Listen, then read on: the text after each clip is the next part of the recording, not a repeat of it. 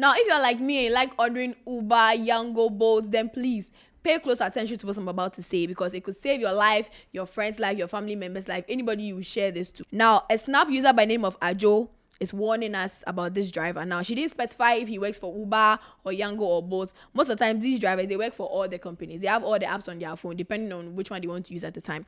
So it doesn't matter which one you use, just pay close attention. Now, according to her, if you have ever booked a ride and you see this man, please cancel. So he's a killer and a thief. So he told you to cancel the ride and make it an offline trip. And after that, he will call his colleagues and tell them that he's bringing goods. And my sister, that goods is you. You will be that goods. Now, he won't speak English, but rather Ewe, because apparently most people don't understand Ewe. And if you look into his car boots, you see all kinds of weapons, hammer, pepper spray, and a lot of them. His car number is AD147925. It's a Toyota Vitz, and that Ajo's sister was a victim, and she narrowly escaped. And that he will also jam your network, so you'll not be able to make any calls. I feel like this is something we should take very, very seriously, because we often have complaints. Every time sometimes I order a ride, maybe the driver will be rude. You talk to customer service and they don't really have anything to help you with. They don't have anything to say. They don't seem to really care about the safety of we the riders. So unfortunately, we have to put our safety in our hands. Yes, these apps are actually very, very convenient. It's easy to get a ride to wherever you are going. Sometimes you don't even know the location, but once you put it in, they'll come and they'll take you exactly where you need to go. So that's very convenient and all. But at this point, I feel like bad people are taking advantage of how easy it is to get access to us.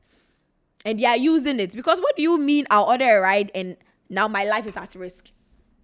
I don't even understand, but we need to be careful. We need to be careful, because these people will not be able to protect us.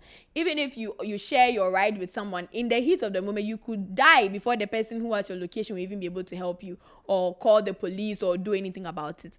So I feel like the first thing you need to do is stop accepting these offline trips. Stop accepting. If they tell you to make an offline, tell them no. If they don't agree, cancel the ride, order another one, or find another way of getting to where you need to go. Because your safety is the most important thing. It's not how much money they are trying to save. I don't even know the reason why they do this offline trip. To be honest, I don't get it. Because you're still going to pay the same amount of money. So why wouldn't it be online? Allow them to put it online. If they're not going to do that, cancel the trip. Get out of that car for your own safety.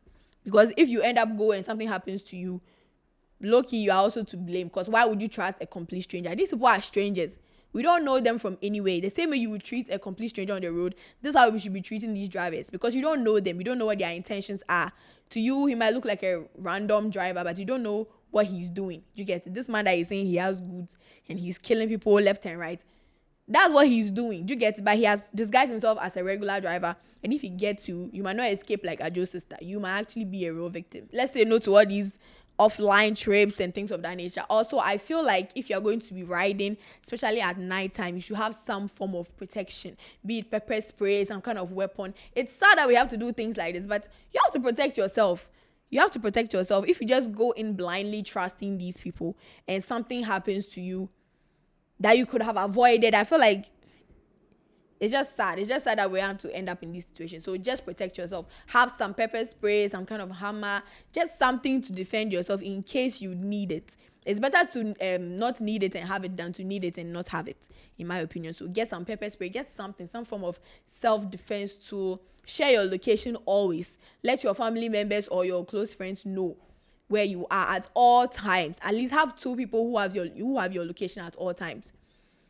So that at least they'll know where you are. They'll know when you're going. When you're going somewhere, you call the person, oh, I'm on the way. Oh, you send the person your ride. You send the person the right details. This is something we have to do. I feel like we should be doing this for every single ride, because you never know. Every single ride, people should know. Your friends should know. Whoever you are going to, even if it's home, send it to your parents. If you live alone, send it to a neighbor that you trust, somebody that can come to your aid in case you go missing or in case any of these things happen to you. They can have that person's information.